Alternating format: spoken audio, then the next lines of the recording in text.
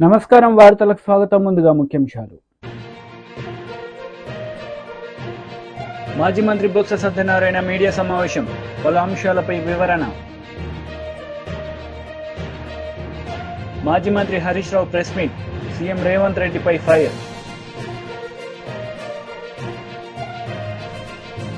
Botsa Satyanarayana media సమావేశం నిర్వహించారు. ఈ సందర్భంగా పలు అంశాలపై ఆయన మాట్లాడారు. ఆయనకి జీవితంలో వచ్చిన అలవాటు, నిన్నటి రోజున ఆయన మాట్లాడిన మాటలు చూస్తున్నాం. ఆయన మాటలు తీసుకుంటే ప్రసాదంలో వాడే నెయ్యిలో కల్తీ జరిగింది, కానీ ఎక్కడ జరిగిందో నాకు తెలియదు, ఎలా జరిగిందో నాకు తెలియదు అని చెప్పిన మాట చూస్తే జాలి వేస్తుంది. నిజంగా మీరు ముఖ్యమంత్రి, ఈ రాష్ట్రాన్ని పరిపాలిస్తుంది మీరా, ఇంకెవరైనా అని. నిన్నటి రోజున మా నాయకుడు జగన్మోహన్ రెడ్డి గారు సాక్షాత్తు ప్రత్యక్షంగా తిరుపతికి వెళ్ళి వారిని దర్శించుకొని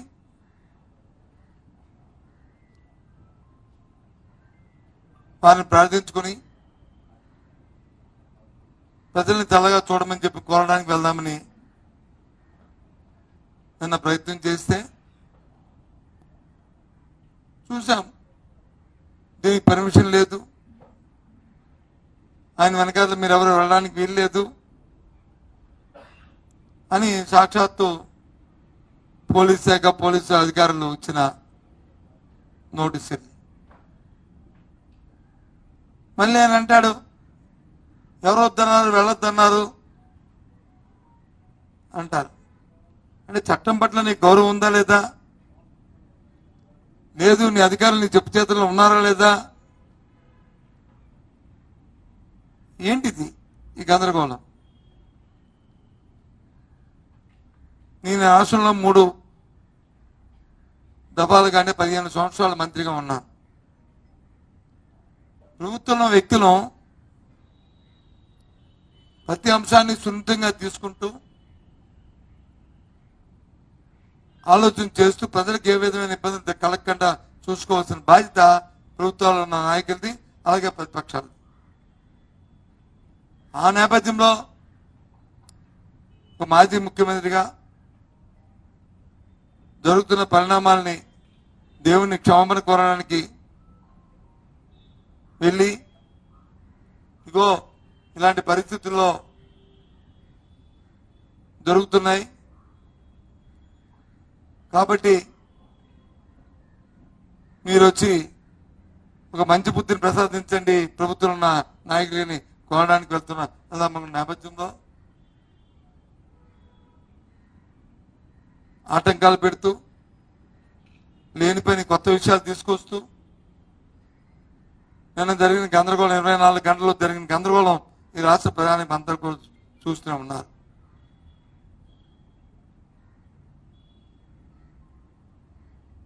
మేము చెప్పాం, చాలా సందర్భాలు చెప్పాం,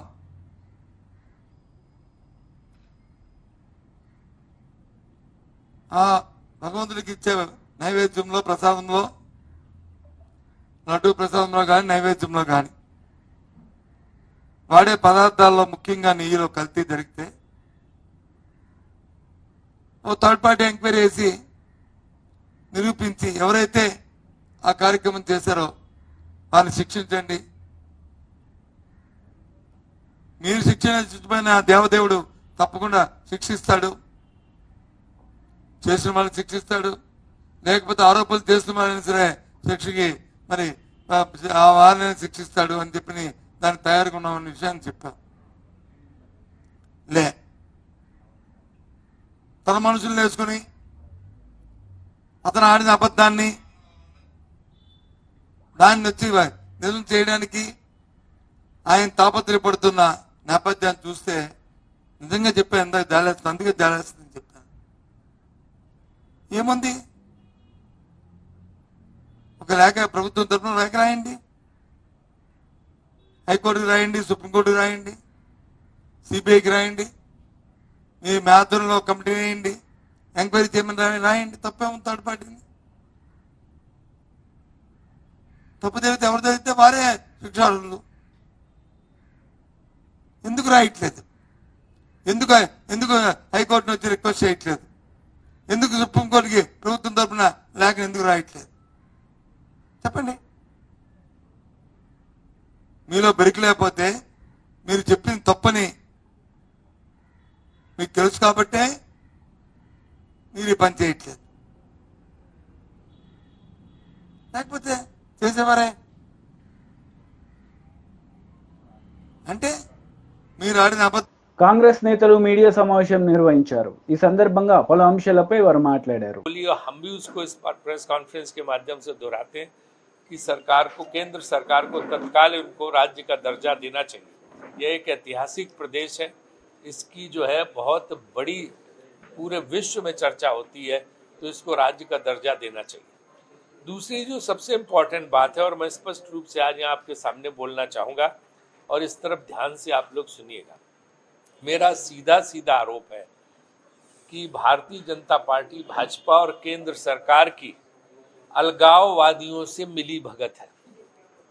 ये अलगाववादियों, इनकी जो भी अलगाववादी चुनाव लड़ रहे हैं, इनकी सब टीम बी है, और उसके जरिए ये जो है यहाँ पे जो राष्ट्रवादी ताकतें हैं, कांग्रेस और नेशनल कॉन्फ्रेंस, उनको किस तरह नुकसान पहुंचे, सिर्फ इसके लिए लगे हुए हैं, बजाय इसके कि उसके लिए वो अलगाववादियों का सपोर्ट ले रहे हैं। ये आग से खेल रहे हैं, यानी अंदाजा नहीं है, आग से खेल रहे हैं। जो इस तरह का काम ये कर रहे हैं कि किसी तरह से कांग्रेस और नेशनल कॉन्फ्रेंस हार जाए, भले ही आतंकवादी और अलगाववादी जीत जाए।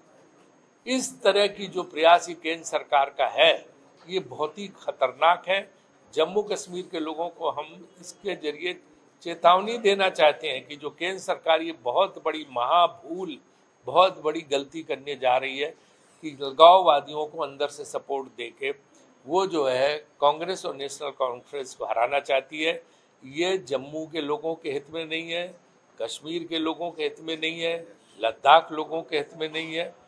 इसलिए जो है केंद्र सरकार को तत्काल जो है ये काम बंद करना चाहिए। आप किसी से आपकी राजनीतिक लड़ाई है, इसका मतलब ये नहीं कि आप अलगाववादियों को बढ़ावा देने लगे। और मैं इसके सारे प्रमाण भी हम लोगों के पास हैं, जो अभी हम नहीं रखना चाहते, लेकिन ये लगातार इस तरह का काम कर रहे हैं। पहली बार तो ये है। दूसरी चीज़ ये है महत्वपूर्ण कि जो यहाँ के लोकल इश्यूज हैं उसकी तरफ ये लोग बिल्कुल ध्यान नहीं दे रहे। जैसे आपका स्मार्ट मीटर का इशू, लोगों के अनाप शनाप बिल आ रहे हैं, जनता परेशान है, और ये स्मार्ट मीटर स्कीम लेके आए हैं। एक तो अपने सब ठेकेदार लाते हैं, ये जो जेन्युइन ठेकेदार हैं, लोकल हैं, उन सबको कोई काम, उन वेंडर्स को कोई काम नहीं देते, अपने लाते। या तो भाजपा से जुड़ा ठेकेदार होगा, या गुजरात से पकड़ लाएंगे, या और कहीं से पकड़ लाएंगे। अपने ठेकेदारों की बहुत बढ़ावा देते हैं। तो स्मार्ट मीटर में भी किसी का बिल कितना आ रहा ना साहब, कुछ आ रहा, और यहाँ आके सब भाषण देंगे इनके बड़े बड़े, इस पे कुछ नहीं बोलेंगे। तीसरी चीज ये जो है इनकी कि बेरोजगारी जो है 20% बढ़ गई है। यहाँ पे युवा बिल्कुल बेरोजगार पड़ा है, उस पे भी एक शब्द ये नहीं बोलते हैं। और जो इसका एलोकेशन सोचो, 2017 में विकास का एलोकेशन 860 करोड़ होता था, आज घट के जो है 360 करोड़ रह गए। మాజీ మంత్రి హరీష్ రావు మీడియా సమావేశం నిర్వహించారు. ఈ సందర్భంగా పలు అంశాలపై ఆయన మాట్లాడారు. ఎప్పుడు గుండె అయిపోతుందో, రాత్రి మళ్ళీ తెల్లారుతుందా లేదా, అసలు నిద్ర మేము లేస్తామా లేవమంత భయంతో బతుకుతున్నాం బిడ్డ అంటుందమ్మ. ఇదన్నీ కూడా ఒక పిచ్చి నిర్ణయాలు, అనాలోచితమైనటువంటి నిర్ణయాలు ఈ ప్రభుత్వం తీసుకుంటుంది. నిజంగా చెప్పాలంటే హైడ్రా అంటున్నాడు. ఆయన 6 గ్యారంటీలు అమలు చేస్తా అని చెప్పారు. 100 రోజుల్లో 6 గ్యారంటీలు ఇస్తామని బాండ్ పేపర్ల మీద ఇచ్చారు. అసలు దాని మీద దృష్టి పెట్టాలి కదా ప్రభుత్వం. నువ్వేం చెప్పావు? వృద్ధులకు 2000 పెన్షన్ 4000 చేస్తాను. అది ఎలా అమలు చేస్తావు, ఎంత తొందరగా చేస్తావు ఆలోచించు. మహిళలందరికీ నెలకు 2,500 ఇస్తా అని హామీ ఇచ్చావు, అది అమలు చేసే దాని మీద దృష్టి పెట్టును. రైతులకు 7,500 వాళ్ళకు రైతు భరోసా ఇస్తా అన్నావు, దాని మీద నువ్వు దృష్టి పెట్టే ప్రయత్నం చేయి.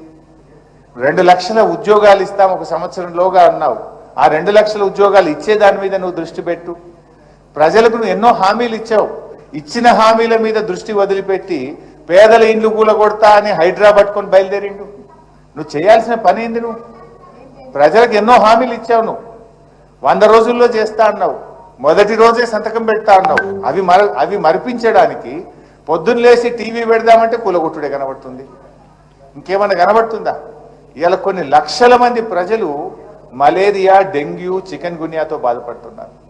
అసలు పారిశుద్ధ్యం పడకేసింది రాష్ట్రంలో. చెత్త చెదారం ఎత్తక గ్రామాల్లో పట్టణాల్లో మురికి కూపాలైపోయి ప్రజలు రోగాల బారిన పడుతుంటే దాని గురించి పట్టించుకునే టైం రేవంత్ రెడ్డికి లేదట.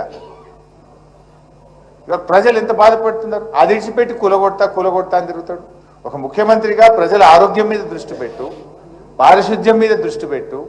ఇలా హాస్టళ్లలో పిల్లలు పోతే ఎస్సీ ఎస్టీ బీసీ హాస్టల్లో అన్నం పెడతలేరు, పురుగులు అన్నం పెడితే పిల్లలు రోడ్ల మీదకి వస్తున్నారు, చదువులు దెబ్బతింటున్నాయి, పిల్లల భవిష్యత్తు దెబ్బతింటున్నది. ఆ ఎస్సీ ఎస్టీ బీసీ పిల్లల గురించి ఆలోచించడానికి ఈయనకు టైం లేనట్టుంది, కానీ ఈయన అనవసరంగా కూలగొట్టే దాని మీద పెడతా ఉన్నాడు. ఏంది బిడ్డ?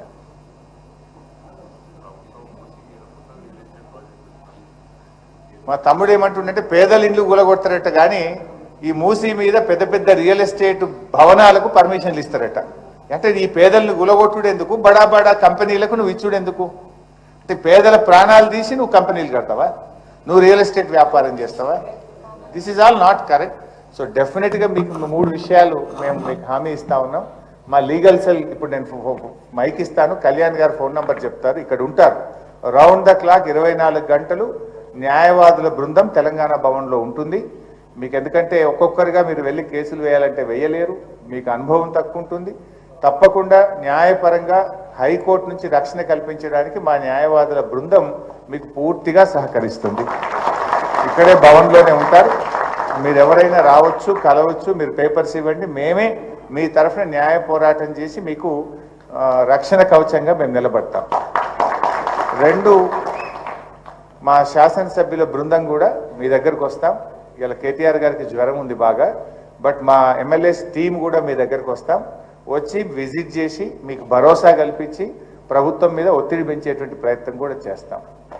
3వది, ప్రభుత్వం కూడా ఇలాంటి నిర్ణయం కొన్ని వేలు, 1 ఇల్లు 2 ఇల్లు కాదు, వాళ్లకు.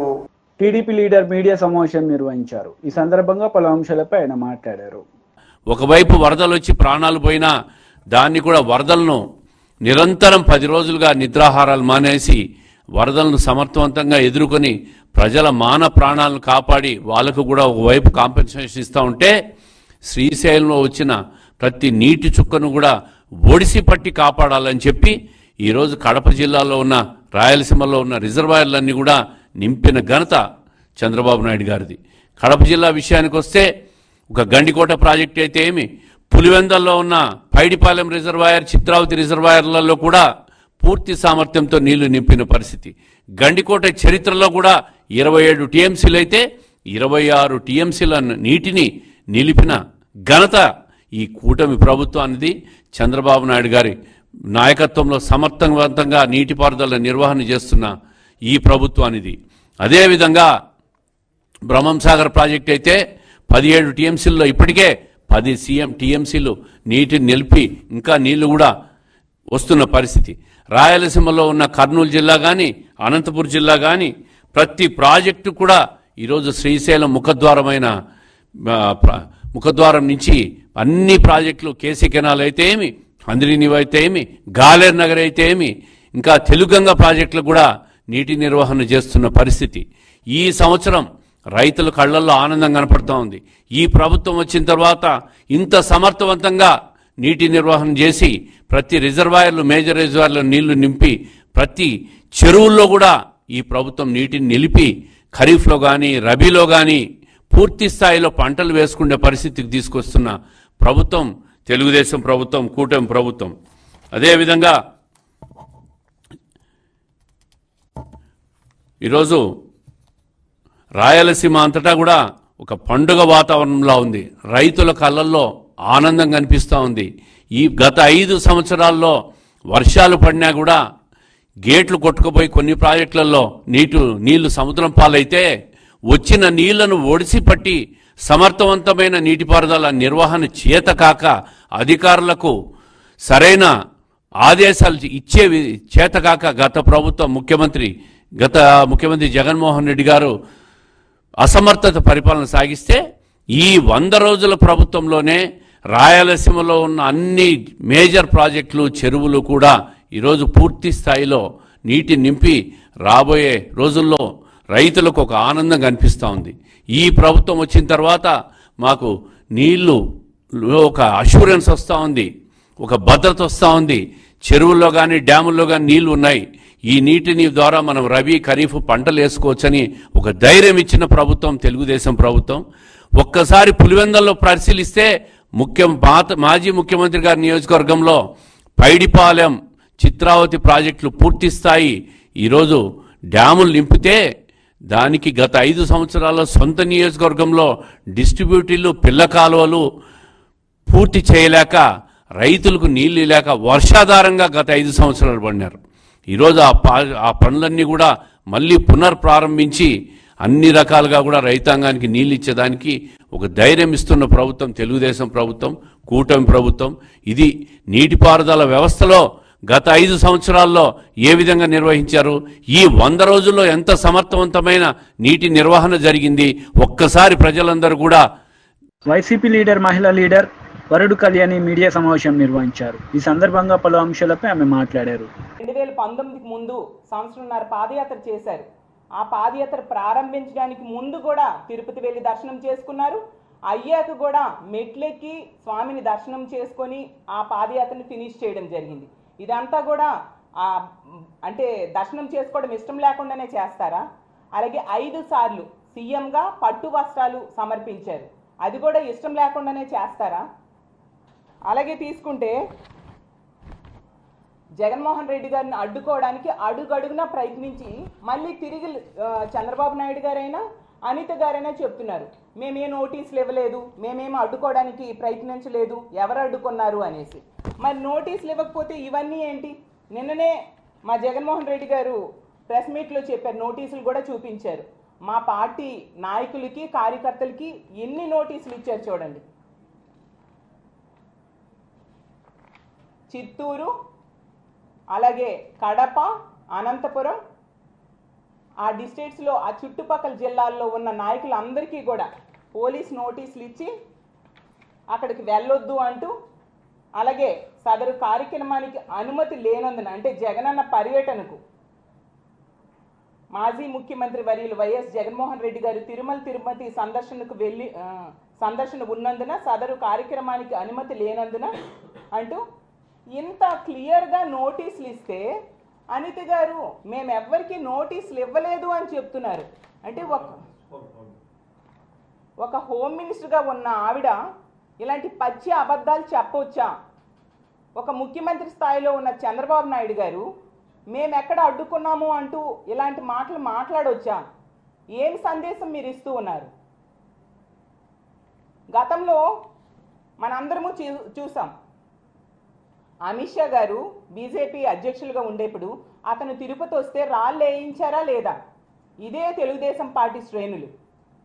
కానీ ఇప్పుడు దురదృష్టం ఏంటంటే అదే బీజేపీతో కూటమిగా ఇదే తెలుగుదేశం పార్టీ శ్రేణులు ఉన్నారు. ఒకసారి పాత రోజులు గుర్తు తెచ్చుకోండి.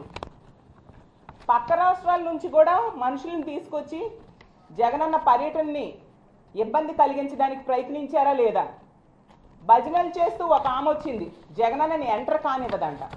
అసలు ఆవిడ ఎవరు ఎంటర్ కానివ్వను అని చెప్పడానికి? ఆవిడ బీజేపీ వ్యక్తి అంట. అమ్మ మరి మోడీ గారు జగనన్న ముఖ్యమంత్రిగా ఉన్నప్పుడు తిరుపతి వచ్చినప్పుడు జగనన్న వెళ్ళారు, అలాగే అమిత్ షా గారు వచ్చినప్పుడు వెళ్ళారు. అప్పుడు మీరు అందరూ ఏమైపోయారు? మీ స్టేట్మెంట్స్ అన్నీ ఏమైపోయాయి? అలాగే తీసుకుంటే జగనన్న అంటే 10,000 మందితో ర్యాలీ తీస్తారనేసి ఈ నోటీసుల్లో ఇష్టం వచ్చినట్టుగా రాసి మా నాయకుల్ని కార్యకర్తల్ని అక్కడికి వెళ్లకుండా చేయడానికి గృహ నిర్బంధం చేయడం జరిగింది. దానికి మాకు ఫుల్ ప్రూఫ్స్ ఉంటే ఇంత స్థాయిలో ఉన్న వ్యక్తులు ఇలా ఏ విధంగా అబద్ధాలు చెప్తారు? ఇవన్నీ నిజాలే కదా. మా బోమన కరుణాకర్ రెడ్డి గారు, మా ఎమ్మెల్యేలు, మా ఎమ్మెల్సీలు, అన్ని స్థాయిల వ్యక్తులకు కూడా మీరు నోటీసులు ఇచ్చారా లేదా? ప్రజలకి ఇలాంటి అబద్ధాలు చెప్పి ఏ మెసేజ్ ఇస్తారు? అంటే జగనన్న పర్యటన కనుక అక్కడ ఉంటే చంద్రబాబు నాయుడు గారు చెప్పిన అబద్ధం మీద చర్చ జరుగుతుంది, వీళ్ళ బండారం బయట పడిపోతుంది. కాబట్టి ఈ అబద్ధాన్ని ప్రజలు నమ్మేస్తారు. కాబట్టి చంద్రబాబు నాయుడు గారు చెప్పిన అబద్ధాన్ని ప్రజలు నమ్మేస్తారు. కాబట్టి జగనన్న పర్యటన అడ్డుకోవడానికి ఇష్టం వచ్చినట్టుగా మాట్లాడారు.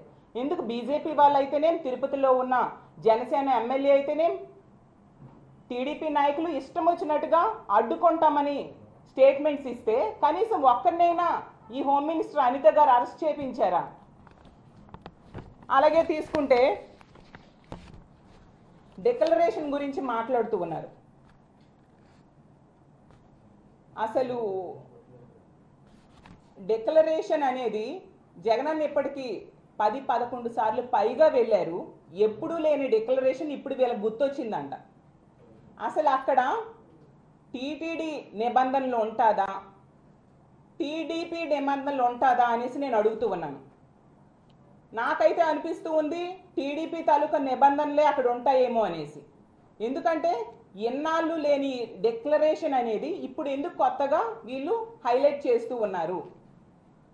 గత 3 నెలలుగా చూపించండి మీ రికార్డు, ఎంతమందితో డిక్లరేషన్ మీద సైన్ చేయించారు? అలాగే తీసుకుంటే ఈ డిక్లరేషన్ అనేది మరి ఎంతమంది సినిమా యాక్టర్స్ వెళ్ళారు, మంత్రులు వెళ్ళారు, హీరోలు హీరోయిన్లు ఎంతోమంది వెళ్ళారు. వాళ్ళు ఎవరితోనైనా చేపించారా మీరు? ఒక జగన్మోహన్ రెడ్డి గారికే వస్తుందా ఈ నిబంధన? ఇంకో విషయం తెలుసా, ఈ డిక్లరేషన్ అనే నిబంధన నోటీస్ బోర్డు జగనన్న అక్కడికి వెళ్తారు, తిరుపతి సందర్శిస్తారు అంటే ఒక నోటీస్ బోర్డు పెట్టారు. మళ్ళీ జగనన్న ప్రెస్ మీట్ పెట్టేసి ఇంకా వెళ్ళట్లేదని చెప్పిన వెంటనే నోటీస్ బోర్డు తీసేశారు. అంటే ప్రపంచంలో ఎవరు సందర్శించినా వీళ్ళకి డిక్లరేషన్ అవసరం లేదు. ఒక్క మా అధ్యక్షులైన జగన్మోహన్ రెడ్డి గారు తిరుపతి సందర్శిస్తేనా వీళ్ళకి డిక్లరేషన్ కావాలి. అక్కడే ప్రజలు అర్థం చేసుకోండి వీళ్ళు ఎంత ఘోరంగా జగనన్నని అడ్డుకోవడానికి ప్రయత్నిస్తూ ఉన్నారు. చంద్రబాబు నాయుడు గారైనా, హోమ్ మినిస్టర్ అయిన అనిత గారైనా, అలాగే కూటమిలో ఉన్న నాయకులు ఏ విధంగా జగనన్న పర్యటనను అడ్డుకోవడానికి ప్రయత్నిస్తూ ఉన్నారు ప్రజలు అర్థం చేసుకోవాల్సిందిగా కోరుతున్నాను. నేను చాలా వెంకటేశ్వర స్వామిని నమ్ముతాను. ఒక వెంకటేశ్వర స్వామి అంటే ఎంత. వార్తలు ముగించే ముందు ముఖ్యాంశాలు మరోసారి. మాజీ మంత్రి బొత్స సత్యనారాయణ మీడియా సమావేశం, పలు అంశాలపై వివరణ. మాజీ మంత్రి Harish Rao press meet, CM Revanth రెడ్డిపై ఫైర్.